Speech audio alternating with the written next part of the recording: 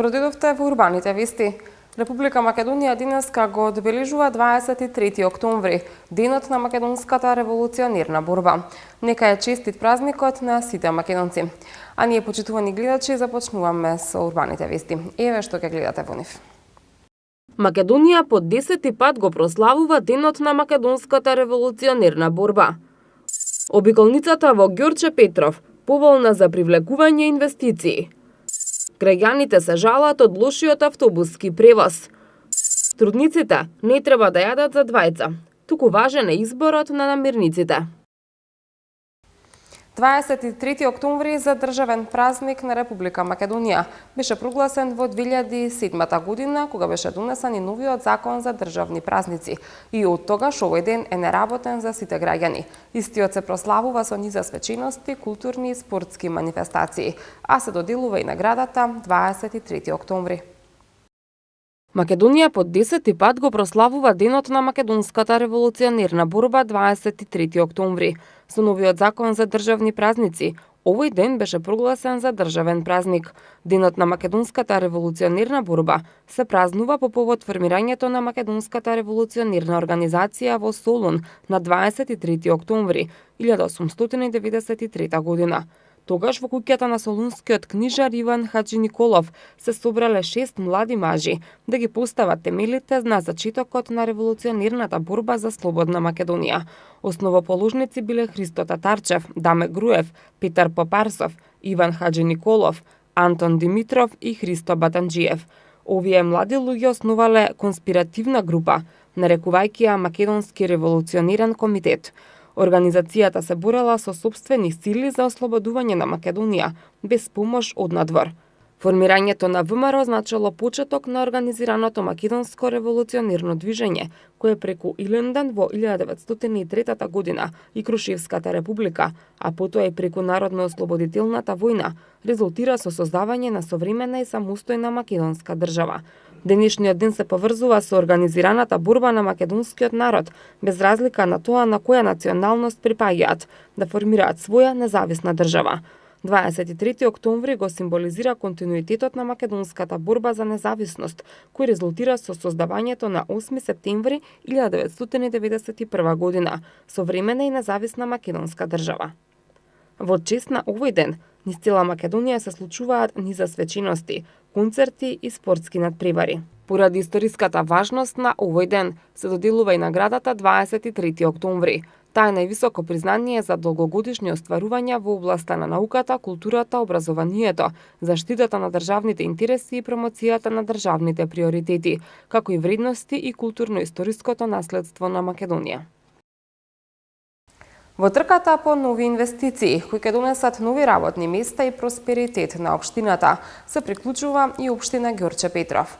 Имено, општината достави барање до владата за да го преземе градижното неизградено земјиште на нејзина територија. Советникот за инфраструктура во општина Ѓорче Петров Саша Максимовски информира дека компаниите се заинтересирани да инвестираат во областа околу обиколницата.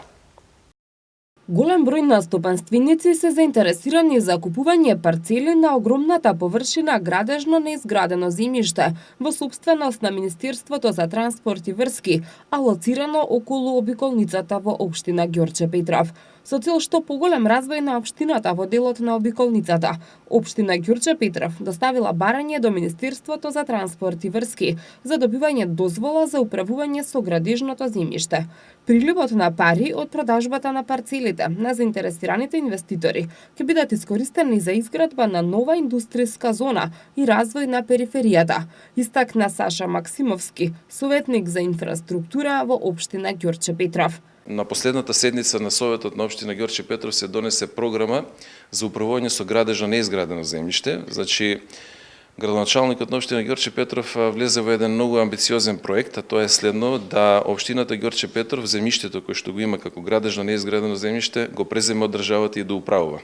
Тоа значи дека до сега Министерството за транспорт и врски управуваше со градежното неизградено земјиште кое што е во сопственост на Република Македонија, меѓутоа со добивање на правото за управување со земјиштето општина Ѓорче Петров ќе се стекне не само со право, туку и со финансиски средства кога се уплаќаат средствата за откуп на градежа неизградено земјиште. Тоа е еден ресурс финансиски кој што навистина општината во наредниот период е добро да го има и од тие причини советниците го изгласаа програмата. Она што е важно за нас дека голем број на стопанственици се заинтересирани за откупување на парцели.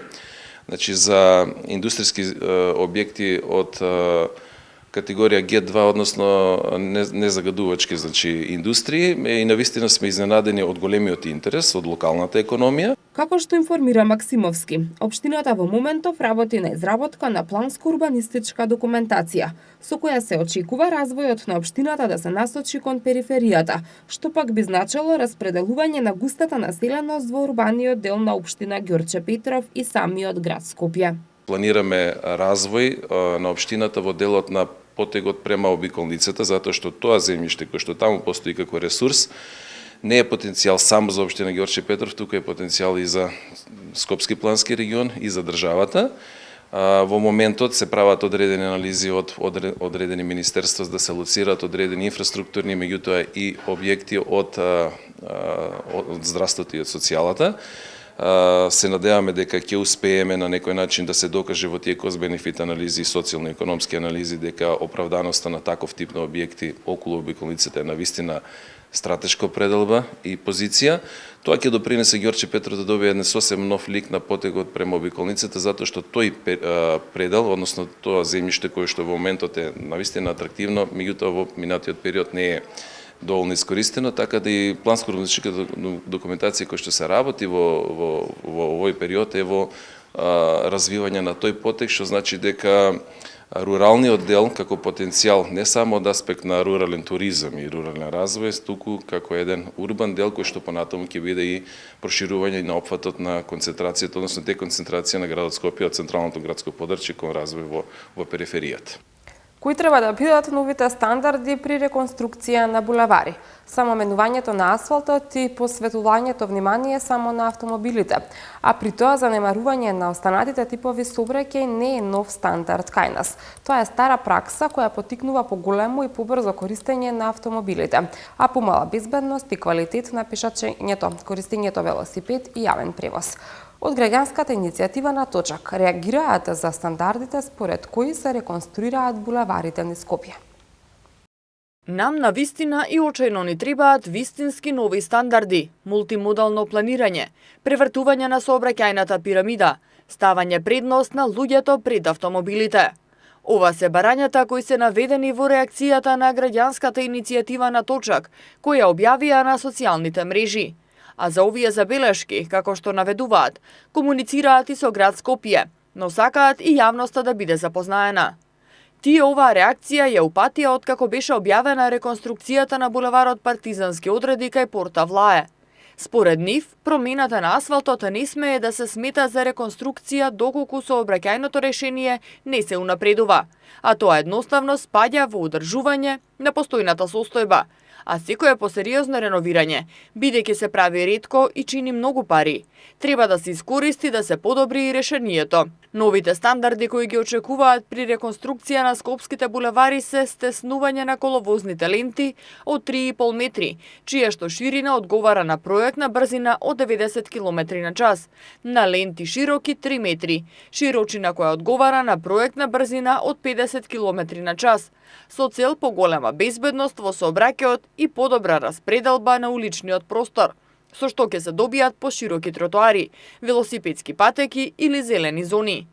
Воведување специјални автобуски ленти со цел зголемување на брзината на јавниот превоз во скопскиот метеж, подобрување на условите за возење велосипед и пешачење, забрана за паркирање возила во пешачката зона и во зелени површини, како и обновување на уништените зелени површини, за обиколување на автобуските постојки од велосипедските патеки, наместо велосипедистите да минуваат низ патниците.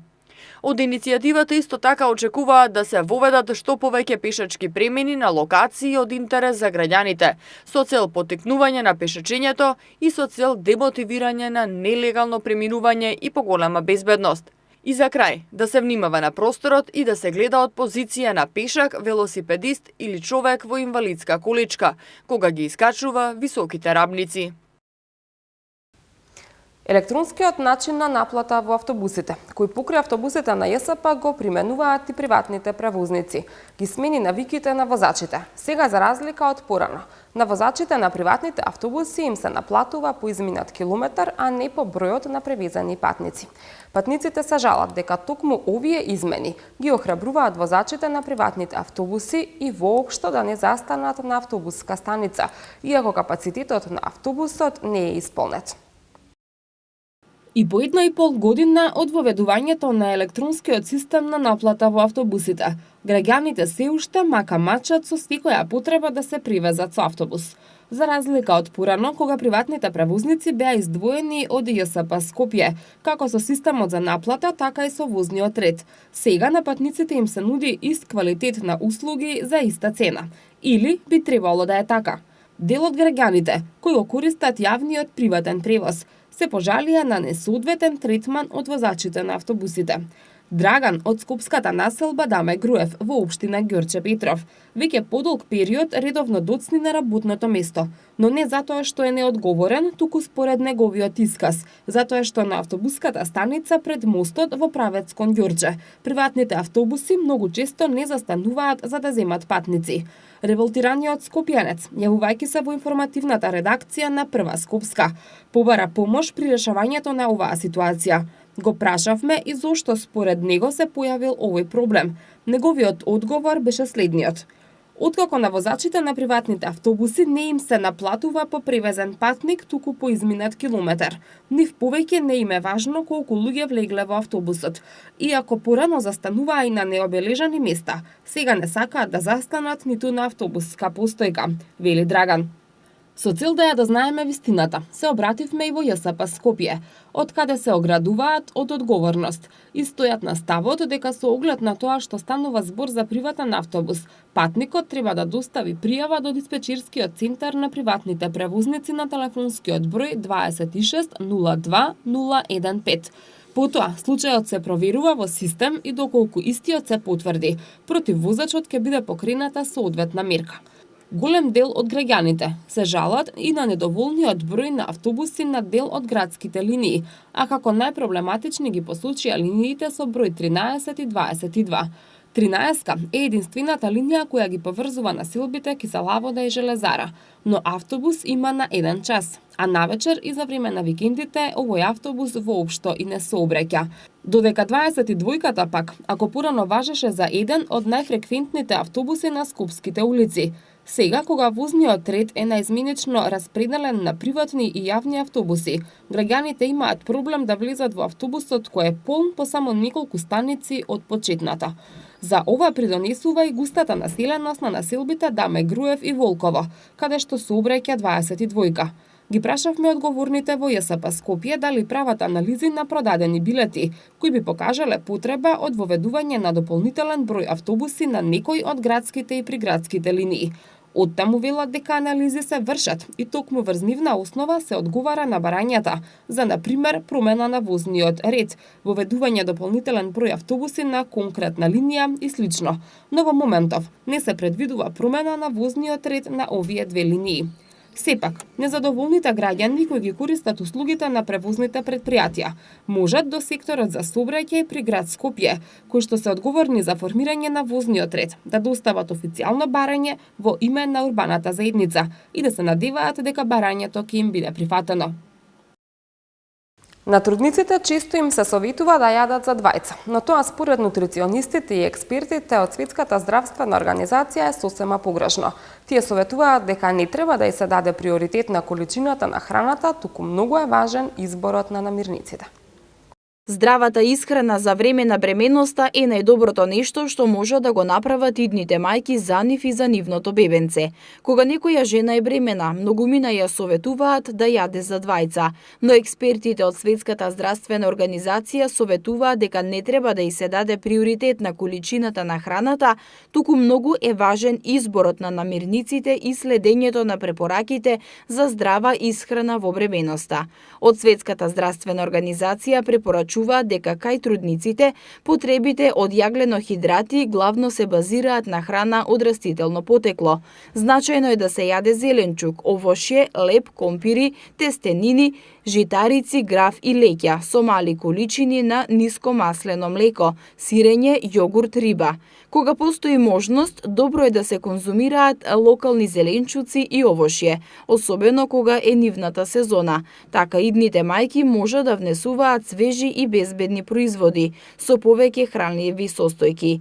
Во изјава за прва Скопска, Бојка Динева Јовановска, која е во 6-тиот месец од бременоста, сподели неколку практични совети за тоа како таа се храни и се грижи за здравието. Треба да е застапена свежата храна највише од се, ради ензимите што ни се потребни, значи овошето, зеленчукот и глава напиток водата. Што се однесува до ручеци, вечери, десерти, солени благи, ручеците стандардно најневе јас лично ги јадам манџичките наши што се традиционални, секако убаво приготвени без запршки и порано како што се готвело. Салатата присутна со секој оброк.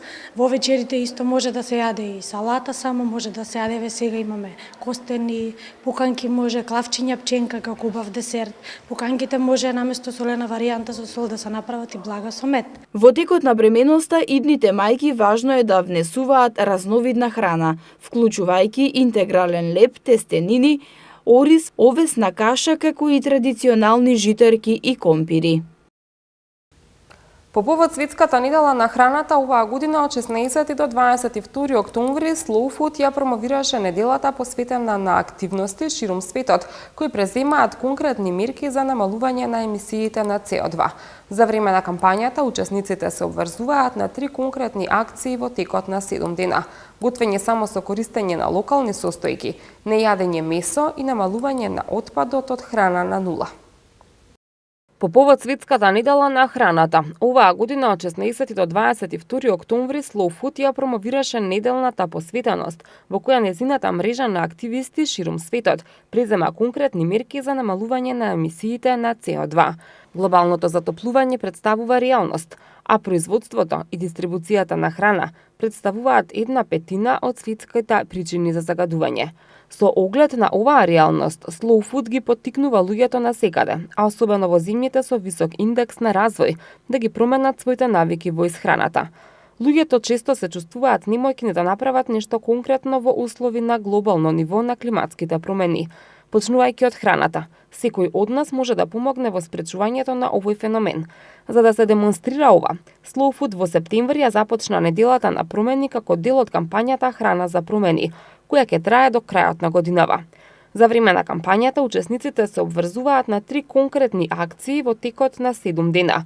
Готвење само со користење на локални состојки, нејадење месо и намалување на отпадот од храна на нула. Од Slow Food Македонија велат дека важно е луѓето да сватат дека нивната посветеност е навистина корисна. Предноста на готвењето само со локални состојки е во тоа што локалната храна е посвежа, ги штити локалните сорти и видови, патува помалку километри и бара помалку пакувања. Потрошувачката на месо е 4 пати поголема во последните 50 години. Во просек, секој граѓанин на Европската Унија троши 80,6 килограми месо годишно. Според Светската здравствена организација, би било доволно намалување од 25 килограми по лице годишно, а преполувањето на оваа сума би представувало голема победа за нашето здравје и за планетата. Голема улога во справувањето со загадувањето на планетата има и намалувањето на отпадот од храна. Секоја година во Европската Унија се трошат околу 90 милиони тони храна, 179 килограми на човек. Од овој отпад, 42% се отпад на ниво на домакинство, а 39% во производствениот сектор.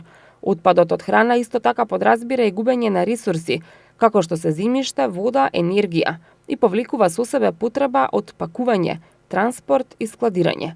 Производството на храна која нема да се конзумира, вклучува непотребни емисии на CO2, покрај загубата на економската вредност на производствената храна. Во продолжение на урбаните вести проследете и временската прогноза. Информирајте се какво време не очекува во деновите кои следуваат.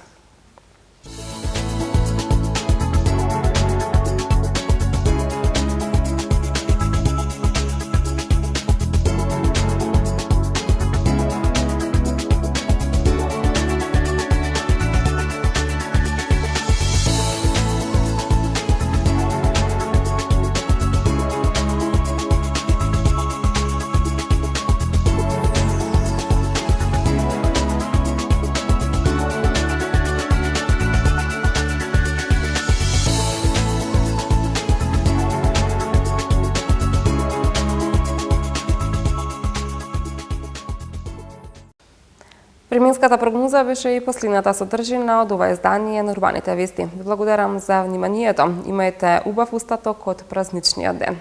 Довидување.